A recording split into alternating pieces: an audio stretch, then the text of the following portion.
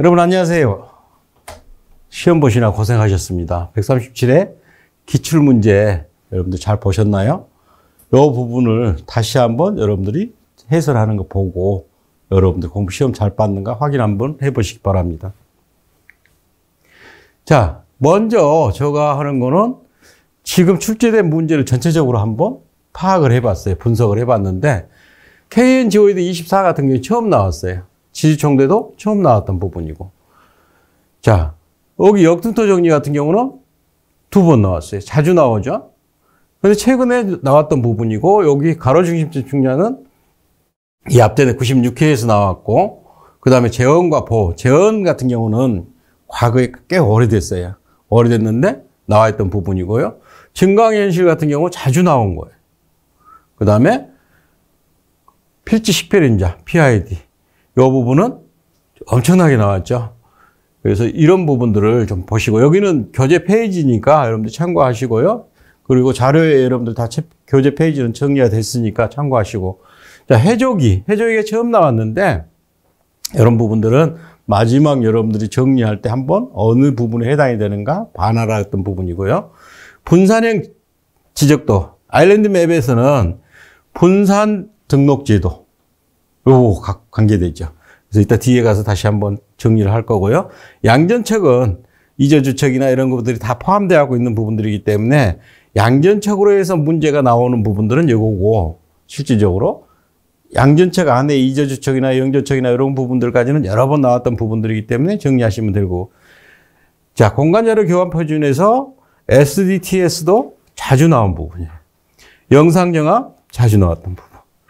궤도 요소는 한 2번 나왔는데, 여기 보시면 뭐예요?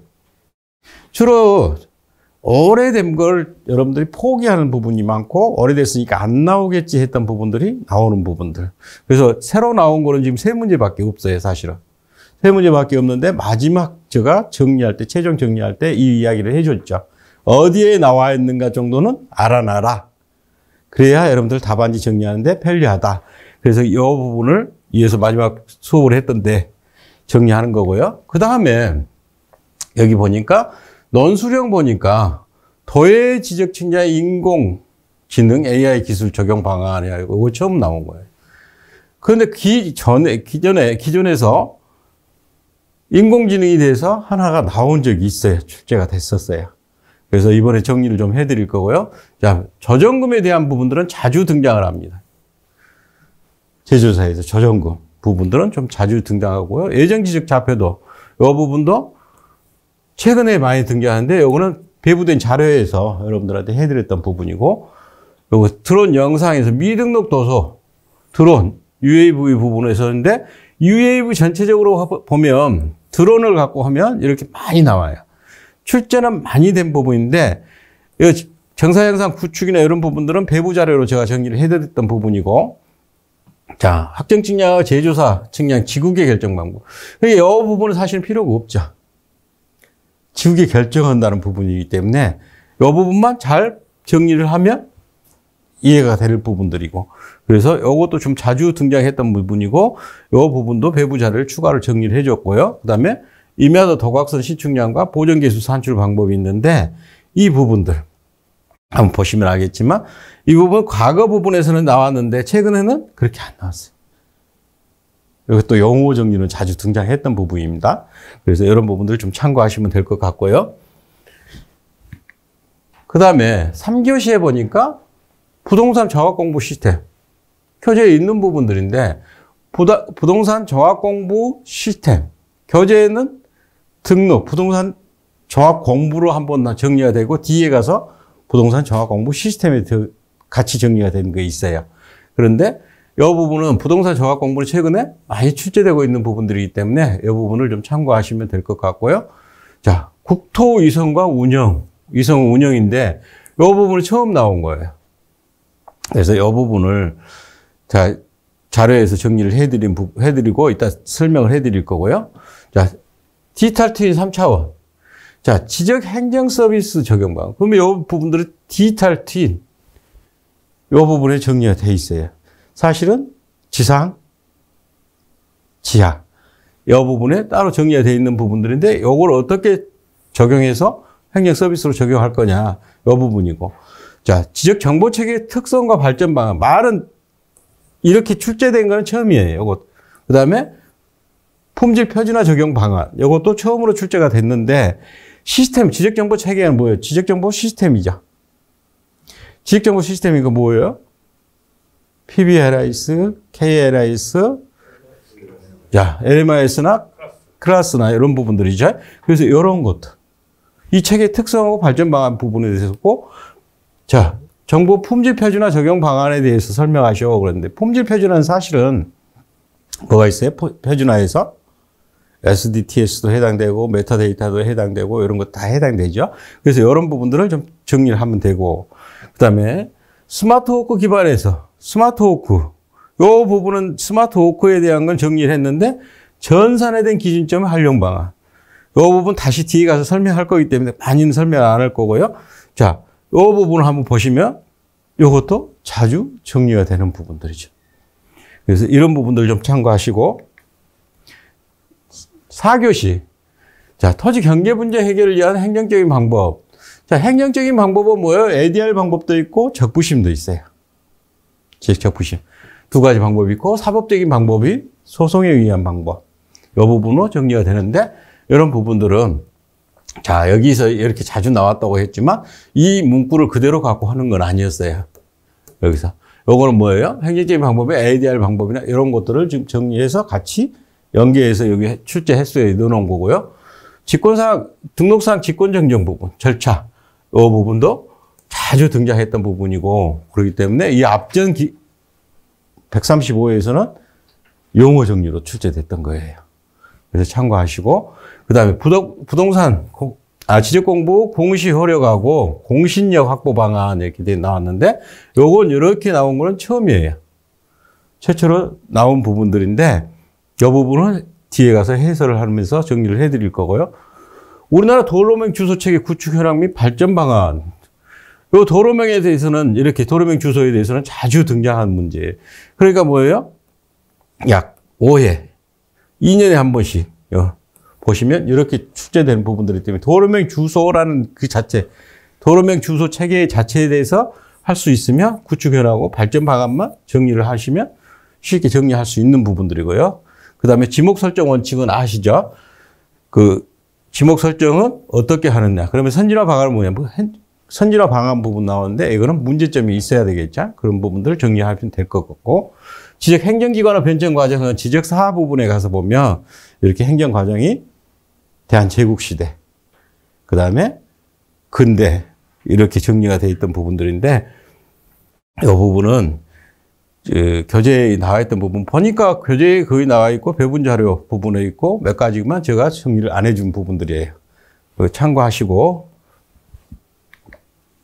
자, KNGOID 배부 자료에서 나왔던 부분들인데, KNGOID 부분, 자, 이사 부분이 나오는데 지금 2008년부터 17년까지 여기 쭉 정리됐던 것을 육상 중력 자료하고 항공 중력 자료, 선상 중력 자료 및 이성 고도계 자료가 포함되어 있다 했는데, 이런 부분들은 국가의 GOD 모델에 대한 정의 부분 정도로 정리하시면 되고, 자, 수직 이치 기준이고 중력 부포를 나타내는 것으로 지하 탐사, 해수면 변화, 인공 위성 궤도 결정 등의 공학적, 과학적인 연구에서 널리 활용하고 있다 했는데, 이 부분들은 거의 실질적으로 뭘 갖고 있어요? 정의 부분들을 좀 정리를 해준 부분들이고, 국가 GOD 모델에 제가 배부 자료에서 필요성에 대해서 정리를 해줬어요.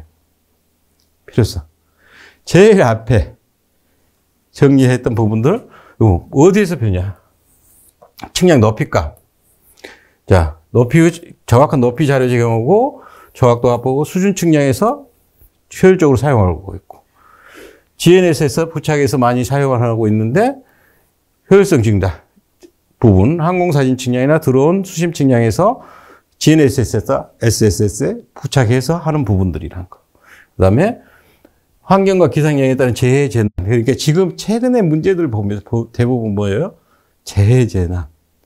요거 환경 부분에서 많이 정리하고 있는 부분들이 있으니까 이걸 참고하시면 될 거고요. 24에 대한 부분들은 24에 대한 정의를 해놨어요. 지오이드 24. 왜? 지면 높이를 측정하는 기준 중 하나인 지오이드 국내 모델의 장단점을 고려해서 여기서 이야기하는 건 뭐예요? 2008, 2014, 2018 이런 거죠. 이런 거에 장단점을 고려한 정밀도 높인 지오이드 모델이다 해야죠. 자, KN 지오이드 모델보다 정확도와 범용성이 향상되어 GNS의 측량 정확도를 높이는데 중요한 역할을 하고 있어요. 이 최근에 24년도에 발표해서 정리하는 부분들이기 때문에 이 부분들을 간단히 실질적으로 여러분들 쓰는데 그렇게 큰 어려움은 없을 거예요. 그죠? 그래서 특징이 뭐냐는 이야기예요. 높이 측량 정밀도를 나타내는 데 도움을 주었고 국토정보 플랫폼으로서 무료로 이용할 수 있게끔 해놨고 통합 기준점이나 수준점을 전국적으로 정밀한 높이 값을 변경했다. 국가 기준점 중에서 통합 기준점하고 수준점만 정리를 해놨죠. 사실. 주로 사용하는 거죠. 삼각점에는 없나요? 있죠. 그런데 이런 부분들. 그 다음에 여기 정밀도는 2.3cm, 2.3cm, 2.3cm, 2.03m, 3cm고 상급 4급 공공수지 정밀도는 약 3cm에서 5cm 정도 이내로 할 수 있게끔 정리를 해놨더라. 그래서 이렇게 만들어 놓은 부분들이기 때문에 이 부분들하고 구성은 어떻게 됐냐. 적용 범위에 한반도 전역, 격자 간격은 0.01도, 정확도는 2 내지 3cm, 해상도에 대해서는 따로 알죠. 그래서 이런 부분들. 자, 기준 좌표기는 KGD 2000-2. 기준 평균 해수면을 갖고 하고 있다. 그래서 구성 내용도 여러분들이 다 알고 있는 부분들 사실. 근데 어떻게 체계적으로 정리하냐 이 부분이죠. 활용하는 거는 주로 공공삼각점이나 지역 노선 하천 연화 지하시설물에서 GNS 높이 측량에 활용하고 있고 높이 측량에서 레벨을 이용한 측량과 GNS 측량에서 주로 활용하고 있고 여기 보면 수자원 개발, 도로공사, 철도 설계 및 공사, 댐, 터널 설계, 건설공사 이런 부분들은 다 해당이 되죠. 그래서 이런 것들 수준 측량 및 토공량 계산에서도 사용하고 있더라. 그래서 이런 부분들 GNS에서 주로 뭐예요? 높이 측량을 하는 기준이 되는 부분이기 때문에 요걸 이렇게 정리했고 요거는 이미 자료로 다 줬기 때문에 여기 여러분들 있죠. 여기 있는 자료 다 드렸던 부분들이기 때문에 참고하시면 될 것 같고요. 그 다음 문제가 지주총대인데 지주총대는 다르게 여기서 써놓기를 써놨는데 이 부분은 여러분들이 이제 답안지 쓸 때 이런 부분들을 하는데 여기서 보시면 뭐예요? 경제적 지위는 보잘것도 없었다. 쉽게 해서 무슨 이야기냐면 그 지역에 요즘 여러분들 요즘 이야기로 이야기하면 뭐예요? 그 지역의 유지. 그 지역에서 말 좀 할 수 있고 하는 사람들. 요 사람이 지주총대였어요. 자, 실권 있는 자리가 아니었어요. 자, 이 사람들 자의적이에요. 지주총대가 자의적으로 소유권에 조작되었다고 보기는 어렵다. 이 사람들도 경제적 지위가 막 있는 건 아니야. 그러니까 뭐예요? 그 지주총대라는 그 측량 지역에 해당되는 사람들. 여기 지주총대가 뭐예요? 예를 들어서 노량진이면 노량진, 여기에 대한 부분들 지주총대가 따로 있을 거고, 여기 영등포면 영등포에 대한 지주총대가 따로 있다는 이야기죠. 그래서 그걸 이야기한 거예요, 지금. 그래서 토지 사정에 정통한 자인 지주총대를 선정하여 종사하도록 하였다. 토지조사 사업 당시도 있었어요. 그래서 각 동마다 1 내지 2명의 지주총대를 선정해서 토지조사입니다. 여기서 이야기하는 건 토지조사. 토지조사에 관한 사업에 종사하도록 규정했다. 자, 신고서 배포, 접수 지주총대에게 이루어졌다. 쉽게 해서 그 지역 사람들을 알기 때문에 그걸 다 정리해 준 거예요. 그 사람들을 보고 하라는 거죠. 조사는 지주총대하고 이해관계 그 대리자 입회하에 시행하도록 하고 동시 측량을 시행하도록. 이게 지주총대가 조사를 거기서 하는 거예요. 조사하고 측량하고 다르죠. 그럼 뭐예요, 조사는? 쉽게 해서 이 사람은 소유자가 누구고 인접지 소유자는 누구고 이런 것들 조사하는 부분들 말목은 제대로 박아졌는가 안 박아졌는가 경계에 대한 부분 이런 걸 하는 거예요. 자, 지주총대가 신고서와 개수연명을 대조하게 하여 신고서상의 결수를 지세명의자에 기재하는 방법이었다. 그래서 지주청대가 이런 것은 잔잡는 일들, 보조하는 일들은 다 해준 거예요. 그래서 이런 부분 토지조사합 당시도 했고, 자, 결수연명부 대조하고 하는 것도 이 사람이 다 했고, 그 다음에 지주청대가 확인한 소유 상황은 특별한 이상이 없는, 그 시계의 소유자가 누군가 이런 거 다 정리해갖고 조사해서 정리해놨잖아요. 특별한 게 없으면 그대로 인정했고, 토지대장을 작성하고 법적으로 소유권을 인정받은 토지 등기 제도를 수립했다. 그런데 이 사람들이 조사하는 거 상당히 토지조사합 당시에 영향력을 갖고 있었던 사람들 중에 한 사람이에요. 그런데 이 임야조사에서는 똑같아요. 토지사장에 정통한 자를 지주청대로 선정했는데 부유는 현재 시장을 이야기합니다. 무슨 시장, 그죠? 그래서 원만하게 진행을 했고, 신고, 앞에서 이야기한 거, 동리마다 총괄해서 정리하고, 면자에게 제출, 정리해서 그냥 신고하는 것을 과거에는 이렇게 생각하시면 돼.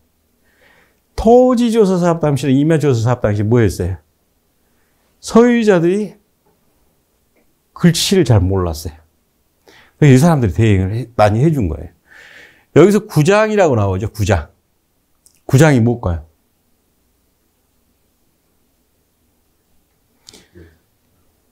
네 단위의 장은 뭐예요? 2장이죠. 네 단위가 큰 데는 지금 같으면 통반청도로 이렇게 나눠서 그 단위 안에 있는 사람.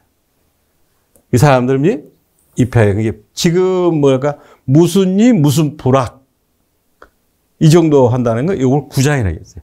표항은 말목을 이야기한 거고요. 번호 및 독리명을 기재하고 독리계 측정에 이용했다. 여기서 무슨 이야기냐면, 이, 경계. 요거 측정한 데까지 다 정리를 이 사람들이 해준 거고요. 자, 지방에 따라서 임야 소유자 또는 국유임야 연고자 중에서 2명 이상의 총대를 선정하여 조사 및 측량 의무에 종사하도록 했다. 그랬죠. 자, 2명 이상 총대. 이게 많은데. 자, 여기 보면 임야 소유자 따로 있고 국유임야 연고자. 국유임야지를 국유임야로 돼 있는 거. 이걸 사용하고 있는. 요걸 연고자라고 했어요. 사용하고 있는. 쉽게 지금 이야기로 하면 뭐예요? 점유자. 이렇게 보시면 돼요. 그래서 이런 거 총대를 선정해서 줬고, 이 사람들이 주로 하는 업무, 임야조사 취지를 어떻게 한다 홍보하는 효과를 주는 거죠. 그 다음에 독립경계 일필지 조사에 안내에 관한 거, 신고서류 취급 처리에 관한 거, 경계표 설치 및 보존에 관한 거, 성명, 지목 등 조사에 관한 거, 임야 이등에 관한 거, 국임의 연고 기타 이해관계 실지 입회 소환에 관한 거. 자, 이런 부분들을 이 사람들이 다 처리를 했다는 이야기. 여기에 주로 나와 있는 게 요 교재 같은 경우는 임야조사 사업에서 정리가 되어 있던 부분들이에요. 그래서 이런 부분 새로 나왔는데 이 부분을 조금만 정리를 해 줬으면 좋겠죠. 그 다음에 역등토 정리는 자주 나온 부분이고 교재에 있는 부분인데, 자, 정의 써주고 역등토 조사 및 측량, 역등토 지적 정리 이런 식으로 정리합니다. 예요. 역등토 정리이기 때문에 뭐 때문에? 여기 안에 있죠.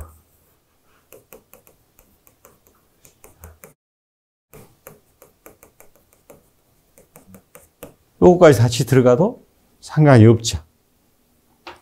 그래서 이 부분을 같이 정리해 주면 되고요. 그래서 이런 부분들을 좀 보시면 될 것 같고, 가로 중심점 측량은 교재에는 나와 있는데, 중심점 측량하고 중심점 및 가구점 말받기, 중심점 계산하는 거, 가로 중심점 좌표 계산하는 거. 중심점 계산하는 부분들하고 중심점 좌표 계산하는 부분들이 실질적으로 뭐냐면 여기서 거리 곱하기 방위각을 하면 여기 좌표 나오죠, 사실은. 근데 여기서 중심점 계산을 해놨기 때문에 중심점 계산을 하는데 여기 XY하고 여기 XY 요거 좌표를 나눠주면 되는 부분들이. 그래서 이 부분은 한번 교재에 있는 부분들. 이 교재에는 상당히 양이 많아요. 근데 이걸 압축시켜서 정리할 수 있는 부분들이 여러분들이 해야 할 일이고요. 재현과 보인데 재현하고 보하고 어떤 차이가 있냐면 재현이 뭘까요? 지금 이야기하면 뭐예요? 저수지. 보 여기 저수지 부분을 하고 있는데 이건 계곡계자예요. 계곡에 흐른 물 또는 비가 왔을 때 흐르는 물이죠. 여기 보시면 보는 관계의 목적 돌, 나무, 흙으로 사료에 방죽을 만들어 강물을 강죽에 머물게 하는 시설 구조는 언과 비슷하며 복이라고도 하였다. 근데 무슨 이야기냐면 보자도 되고 복자도 되는 부분이라고 생각하시면 돼요. 근데 이게 요거는 주로 뭐였어요? 중간에 여러분들이 보면은 가장 쉽게 이해할 수 있는 게 어디예요? 산에 가면 사방공사 알아요? 네. 중간중간에 이렇게 해놨다. 근데 요거 그때 당시에는 토지조사 사업이나 임야조사 사업 당시에 요 부분은 지금의 사방공사하고 다르죠. 지금의 사방공사는 뭘 때문에 해요? 홍수나 이런 거 피해를 억제시키기 위해서 하는데 이때 요거는 보는 뭐예요? 농사짓기 위한 부분들. 그래서 물을 가둬놓는 부분들을 이야기하는 거고요. 요 교재에 있는 부분들에서 지금 축조 및 관리. 주로 재원은 뭐예요? 공공사업으로 경영되었고 신라시대 이후에 백성이 개간하여 수리하였으며 이때는 국가가 직접 수리하였다. 그런데 이 부분은 우리나라에 그 재원을 만든 데가 꽤 많아요. 많은데 재원에 대해서 나와 있는 거는 저 교재에다 넣어놨는데 김제 있는 거. 백골지 요거 하나가 있어요. 그건 제가 현장에 직접 가서 사진을 찍어서 올려놓은 것밖에 교재에 있는 거는요. 그래서 재원을 폐지하면 빈민에 경작시켜 그 수입 일부를 군량미에 충당하거나 둔토에 편입시켜 국유로 하였다 그랬는데 요 부분이 나중에 폐지되면서 폐지하면이 아니고 되면서예요. 되면서. 그리고 대부분 국유였으나 민유인 것도 있었다. 대부분 국유로 많이 했겠죠. 저수지를 민간인이 하는 건 쉽지 않았으니까. 그래서 자기 토지를 관계하기 위하여 특별히 축조한 것도 있고 혹은 타인의 토지를 관계한 다음 일정한 수세를 징수하게 해요. 여러분들 그 이야기 아세요? 시골에서 물세 받는다는 거? 저수지하고 그 물을 물값을 받아서 관리하는 거 있어요. 지금도 있어요. 그래서 이런 부분, 그걸 수세라 그러죠. 그래서 이런 부분들을 했던 거. 자, 재헌은 모경이라는 거는 벌써 자, 재헌이라 그러면 재헌 안을 임의로 경작하는 것을 말한다. 그런데 지금도 가면 큰 저수지나 이런 데 가서 보면 밖에 저수지 옆에 있는 부분들이 물이 안 차 있는 부분들을 거기에다가 농사 지은 사람들 봤죠. 하천 옆에 농사 지어 있는 사람들 있죠. 그걸 모경이라고 해요. 앞에서 군량미에 충당하거나 했던 부분이고, 요거는 뭐예요? 궁방. 궁방은 뭐예요? 1470 있잖아요. 1470. 여러분들 교재를 봤는가 모르는데, 이거 궁장터에서 나온 부분들이에요. 이반하여. 이반은 뭔지 아시죠? 여러분들이? 등기. 그래서 절수하거나 점탈하여 경작지로 하였다. 그렇죠. 진율청에서 귀속시키고 군가도는 토우 모경을 금지하였다 그랬는데 토우는 지방 호족 세력을 이야기한 거예요. 호족 세력. 그래서 이런 부분들을 하고 소유권 조사는 면, 동, 이 있는데 또는 개인의 소유로 신고된 것은 명칭과 내력, 이력이죠. 소유권 취득 원인을 조사해서 결정했고 자, 사설에 매매되면서 지방 관련 모경자 사이의 소유권 분쟁은 끊이지 않고 발생했다 그랬죠. 그게 뭐예요, 결국? 그 안에 농사 지으면서도 그걸 매매한다. 이런 부분들. 대부분 국유지가 앞에서 이야기했죠. 자기 토지를 관계하기 위해서 축조한 것도 있고, 재헌을 폐지하여 백성에게 경작시켜 그 수입 일부를 군량미에 충족하고 나중에 둔토에 편입시켜 국유지로 했다. 근데 이 국유지가 뭐였어요? 원래 국유지로 된 게 역토, 둔토, 궁량토 이런 곳이 됐죠. 근데 요거 뭐예요? 재원이죠. 요것도 국유지로 다 나요. 일제시대 때 다 토지조사업 당시에 넘어간 거예요. 보, 토석, 흙이나 석재로 한 거, 목재, 하천을 막는 시설, 관계. 관계라는 건 뭐예요? 위에가 뚫어져 있는 거예요. 물이 흐르는 거 보이는 거. 그걸 이야기하는 거예요. 보와 제어는 국가 지방에서 중요한 역할을 오늘날 저수지와 같으며 대량은 물 조설 댐과 같은 기능을 주로 많이 했는데 보는 그보다 약간 적은 걸 주로 이야기를 했다. 그 보호 구조는 보동하고 보내로 구분했는데 보동은 뭐예요? 축조하는 방죽 또는 기단, 쌓을기지. 단을 쌓아 놓은 거. 보가 붕괴되기 쉽고 우려한 뭡니까? 큰 수리하는데 큰 노력과 경비가 필요하면 일반적으로 동이라고도 했다. 이게 보동. 자, 보내는 하천수가 정체한 부분은 물이 고여 있는 부분을 말한다. 그 보동은 뭐예요? 축조하는 거.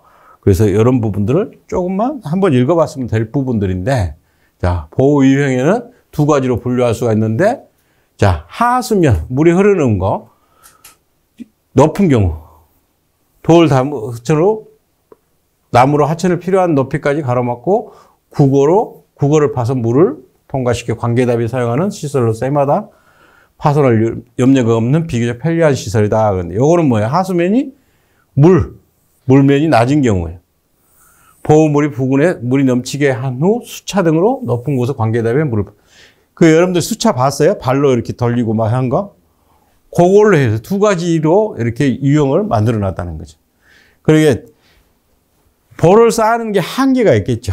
어느 정도 물이 차게끔 만드는 부분에서. 그래서 높은 데 있는 거는 바로 흘러내려오게 하지만 안 되는 거는 물을 인위적으로 퍼 올렸다는 거고. 관리는 뭐예요? 국가에서 관리하는 보호하고 개인이 소유하는 관리가 있는데 국가에서 관리하는 거는 국가가 관리하는 부분이고. 그래서 관계에 쓰이는 것이 목적인 시설이면 하천에 설치한 비교적 작은 규모 시설이다. 그래서 이게 재원보다는 작다고 생각하시면 돼요. 보가요. 그래서 거의 군가가 점토라 고규지에 편입된 것이 많았다는데 쉽게 해서 칠군 같은데 각 왕족들이 많이 갖다가 자기 걸로 가져갔다는 이야기죠. 지목은 지서로 설정한 면, 동 또는 사인. 여기서 사인에는 개인 이야기를 해요. 개인. 뭡니까? 이 사인이죠. 사인에서 개인의 소유로 조사했다. 그래서 면, 동 또는 개인의 소유로, 면, 동에서 하는 건 국유지 부분으로 많이 했고, 그래서 그런 부분만 여러분들이 참고하시면 될 거예요. 증강현실은 제가 일단 정리를 해서 드렸는데, 증강현실을 보시면 뭐예요? 중심점 계산은 이제 여러분들이 한번 보시면 될 거고, 증강현실 부분은 변천 과정 부분하고 특징하고 주요 기술, 교재보다는 더 추가해서 정리를 해줬죠. 하고, 이치 기반에서 증강현실을, 왜 여기서 증강현실 시험 문제가 나오겠어요? 그 증강현실을 지적하고 어떤 관계가 있겠는가. 요 관계를 보여주기 위해서 기반 증강현실 원리에 대해서 설명해 놨고, 여기 보시면 지리정보 관계는 그러면 어떻게 되냐. 요 부분을 넣어놨죠. 그래서 이 부분을 여러분들이 좀 참고하시면 정리될 거고, 그 다음에 부분은, 요거는 이제 자료 부분으로 나가니까 그 부분을 참고하시면 되고, 582페이지 있고 자료로 배분을 해줬던 부분이고, 자, 필지 식별자, PID인데, 여기 보면 다른 건 없죠. 자, 여기 보시면 뭐예요? 표지 식별 번호하고 같고, 부동산 식별 인자라고도 나오고, 단일 식별 참조 번호라고 나오고, 근데 여러 가지로 표현되어 있으나요? 같은 의미다. 그래놨죠. 그래서 그걸 알아요. 지금 또 다른 말로 이야기하면 뭐예요? 토지 고유 번호 같다겠죠. 그래서 이런 부분. 그래서 여기 뭐예요? 구성은 뭐예요? 토지 고유 번호의 구성이죠. 요거 옆전에 수업 시간에 자꾸 이야기를 해줬죠. 이런 부분들을 어떻게 해야 되는가. 그래서 이런 부분만 잡으면 될 거고. 자, 요건. 필지 식별 요건은 교재에 나왔는데, 일단은 소유자가 기억하기 쉬워야 되고, 분할 및 합병 시 수정할 수 있어야 하며, 영구적 이해야 한다는 거. 그다음에 등록된 사항하고 실제 사항이 완벽히 일치하고 유일무이하고 그래야 오차 발생이 취소되어야 하며 오차 발생이 있을 수는 없어요, 사실은. 고유 번호이기 때문에. 그래서 정확히 해야 되고 토지 행정에 사용할 수 있도록 충분히 유동적. 토지 행정에 사용할 수 유동적이라는 건 자, 여기서 필지 식별 번호는 유동적이어서는 안 돼요. 유동적이어서는 안 돼. 근데 유동적이어야 한다는 거면 여기 토지 행정에 사용될 수 있는 거. 다른 부분들하고 연계할 때. 다른 시스템과 연계할 때 유동적으로 연계. 쉽게 얘기해서 지하 시스템하고 연계할 수도 있고, 자, 건물 시스템하고 연계해서 도로명 시스템하고 연결할 수 있는데, 이럴 때는 유동적이어야 된다. 번호가 유동적인 게 아니고 시스템 간에 유동적이어야 된다는 거. 공공기관과 사용자가 사용하기에 편리해야 된다. 역할. 이치 정보를 연계할 수 있어야 된다. 대장과 도면 등록 사항을 연결해야 되고, 다른 토지 자료 파일하고 연계하고 검색하는 데 필요하다. 토지 이동에 따라서 수정할 수 있고 등록된 내용과 실제 완벽하게 일치하며, 자, 앞에서 이야기한 대로 유지관리가 경제적이어야 되고, 자, 지번이나 주민등록번호를 식별자로 활용하여 토지와 사람에 관련된 정보를 검색하고 사용자 정보와 연계할 수 있다. 사람이죠. 주민등록번호는 뭐예요? 사람이죠. 어디에서 쓸 거예요? 요거는? 세금. 이런 부분에 연계가 되죠. 자, 토지 정보를 얻기 위해 중요한 방법으로 필지와 관련된 토지 정보 검색처의 저장이 핵심적인 역할을 하고 있고, 자, 지적 정보 같은 경우는 토지 대장 정보하고 도면 정보가 분리되어 있죠. 그래서 이런 부분들을 매개체에서 연결하는 의무를 수행하고 있고, 관리 정보를 쉽게 사용할 수 있고, 필지에 관한 지적 정보를 수집하는 일을 편리하게 할 수 있다. 이런 부분들이죠. 주로 활용한 거는 지금 현재 앞에서 이야기했지만 도로명 주소하고 연계하고 개별 공시지가와 활용해서 한 거고, 이런 부분 서로 구별하게 붙이는 번호로 고유 등록 번호를 하고 있고, 연속 지적도 편집 지적도 해서 활용하고 있고, 등기부하고 활용하고 있고, 이 부분 지하시설 이런 부분들은 이게 쉽게 해서 뭐예요? 특별 활용 부분에서 어려운 부분은 없죠. 이 부분. 해조기 부분인데, 해조기는 432페이지 해조기하고 요 그림이 나와 있어요. 교재에 보면. 요 그림이 나와 있는데, 요 정도는 나와 있어요. 요 정도. 교재. 그리고 뒤에 가서 보면, 보조삼각점. 이건 지적 원론에 보면, 토지조사 사업 부분에 가서 보면, 이런 그림들이 다 있어요. 보시면 알겠지만, 자, 거울 했어요. 여기서요. 가우스라는 사람이 많이 했죠. 가우스라는 사람이 수학자인데. 이 사람이 뭐예요? 교회 유리창에 태양이 반사돼 의외로 멀리 가는 것까지 착안해서 10cm 거울을 사용해서 착안한 것이 요거예요. 언제 주로 했어요, 이게? 토지조사 사업 당시 기준점 평균 거리가 1등 대삼각 본점 삼각점 거리가 몇 킬로였어요? 30km 이상이었죠. 그러니까 뭐예요? 잘 안 보이잖아요. 자, 여기 저표 세워라고 요거 했는데 찾을 수 있겠어요? 못 찾는 거예요. 못 찾으니까 빛을 갖고 깜빡깜빡 해주니까 그쪽에 찾아가서 관측을 하는 거예요. 그때 당시에는 뭐래? 주로 각측량을 했죠. 거리 측량이 없었어요. 그래서 이때 요걸 갖고 사용하게 된 거예요. 요 부분은 요 그림을 이야기한 거예요. 즉, 요 부분을 태양 보면서 조정해 가는 부분들. 자, 평면 중앙부에 열려있는 작은 구멍을 내다보고 그 반사 앞에 설치된 시중통 십자선과 여기에 십자선 부분하고 요렇게요. 여기 있죠. 요 부분하고 연계해서 보는 부분. 왜? 요거 아무데나도 돌려놓으면 안 되죠. 요거 갖고 관측하는 건 아니에요, 사실은. 주로 어디를 봐야 돼요? 그쪽에 관측하는데 방향을 맞춰줘야 되겠죠. 저쪽에서 관측하는데 빛이 이쪽으로 반사되면 안 되겠잖아요. 그래서 요거 하기 위해서 해주는 거예요. 그래서 그 방향을 조정하면서 목표점과 일치하도록 그 방향을 회전하면서 조정할 수 있다. 근데 이런 부분이에요. 실질적으로 여기 설치해 놓은 부분 그림이에요. 설치해 놓은 부분들 이렇게 여기 거울이죠, 거울. 이렇게 부분 해 놓고 여기다가도 따로 설치할 수도 있는 부분들이에요. 요걸 갖고 해저기 부분이고요. 사용 방법은 뭐예요? 주로 어디에서 했냐면 기선망, 본점, 접표 관측은 주로 낮에 시준하면서 해저기로 사용해요. 낮에 할 때는. 밤에는 뭐예요? 회광등으로 사용했어. 밤에. 여러분들 그런 측량 안 해봤죠? 밤에 관측하는 게 훨씬 관측이 쉽다는 거. 그래서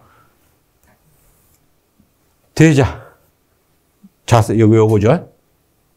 요거 해저 거울을 사용해 태양광을 시준통으로 보낸다 그랬죠. 해저기를 사용하면 기상 조건이 좋을 때는 이게 뭐예요?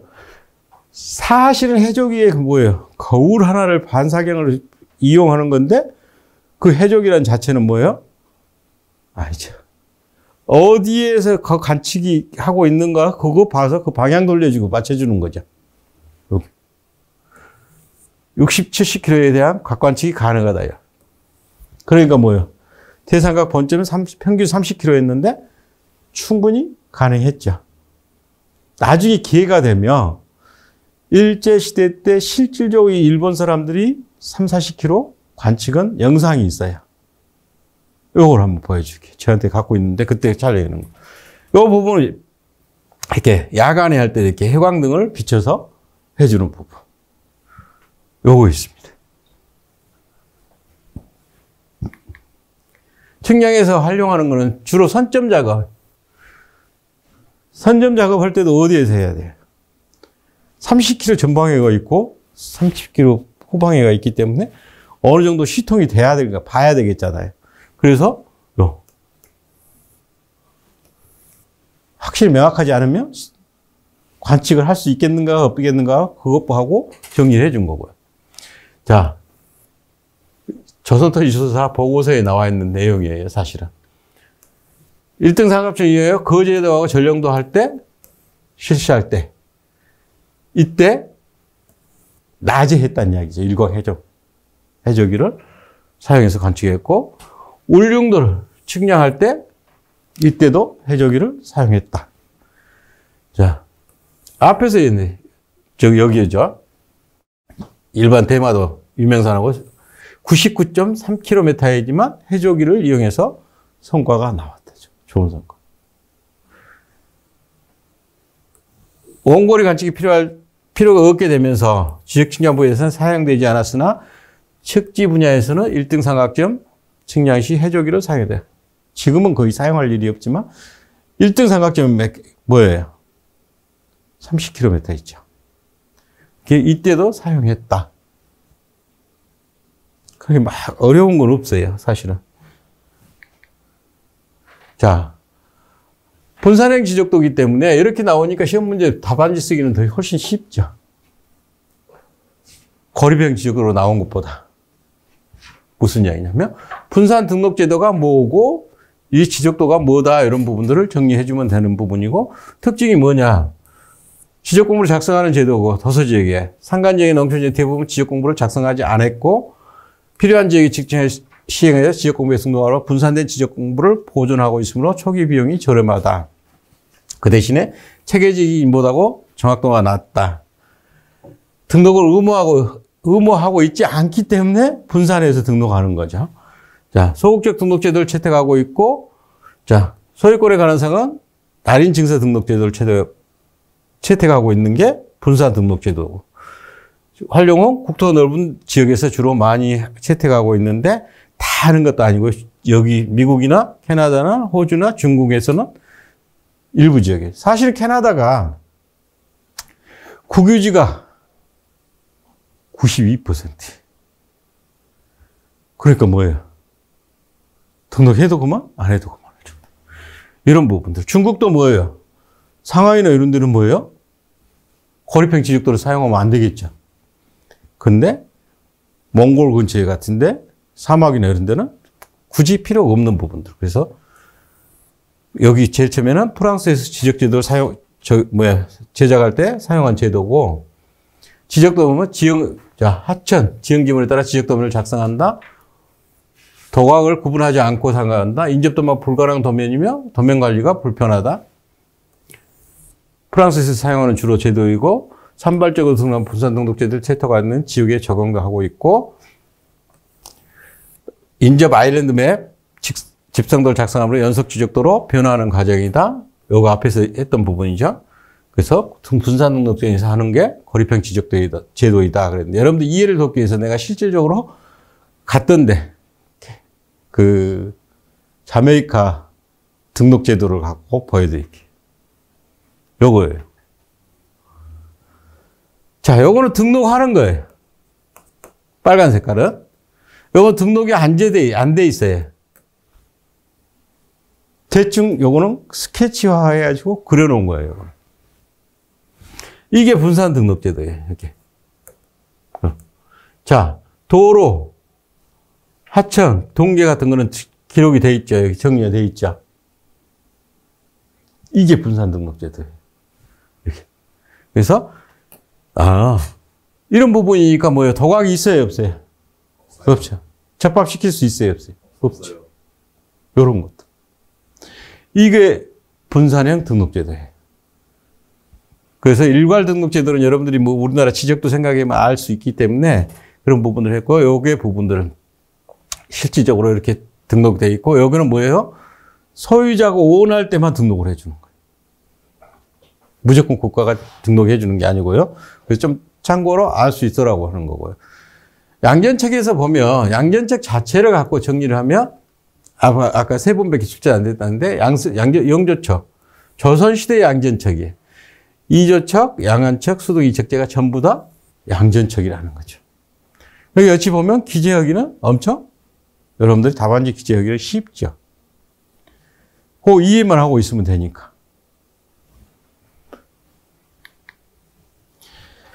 그 다음에 SDTS는 보면 교재에는 차고 넘친 거예요. 여러분들 연습을 많이 해봤지만 교재에는 양이 많아요. 근데 단지 뭐예요? 여기서는 한 페이지에서 한 페이지 반까지 줄여서 해야 되기 때문에 이런 부분들, 여기 부분 여러분들 보시면 정리를 해놨고, 자료 부분은 제가 최대한 줄이는 거하고 양안책이나 양전책이나 이런 거는 최대한 줄여서 정리를 해놨던 부분들이고, 이 부분은 내용 구성이나 이런 것도 앞전에 제가 수업할 때 정리를 해줬던 부분들이죠. 그 다음에 영상정합을 한번 봅시다. 영상정합도 마찬가지예요. 편천가정 안 해도 상관없어요. 여기서 굳이 여러분들이 영상 요소에서 여기 뭐야? 기본 요소하고 여기 영상 요소 있죠? 이렇게 구분을 해도 돼요. 그죠? 그럼 뭐, 영상 작업 방법은 요거. 자, 여기에는 뭐예요? 바퀴값하고 최소 제곱법하고 이렇게 나눠지죠.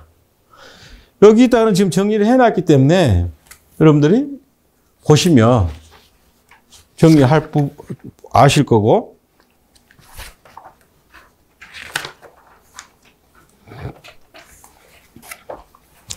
다음에 궤도 요소로만 나왔어요. 그런데 여기에 교재에는 뭐로 나와 있어요? 케플러. 궤도에서 6요소. 이렇게 나와 있죠. 그런데 그 부분만 정리를 하면 되는 거예요. 지금 사실은 이렇게 이 안에서 6가지 요소하고 그림하고만 그려주면 되죠. 그래서 이런 부분만 정리하면 그렇게 어렵지 않는 부분들인데, 자료에는 이렇게 지금 그림까지 다 나가 있죠. 그래서 이런 부분만 정리를 해도 되는 부분들.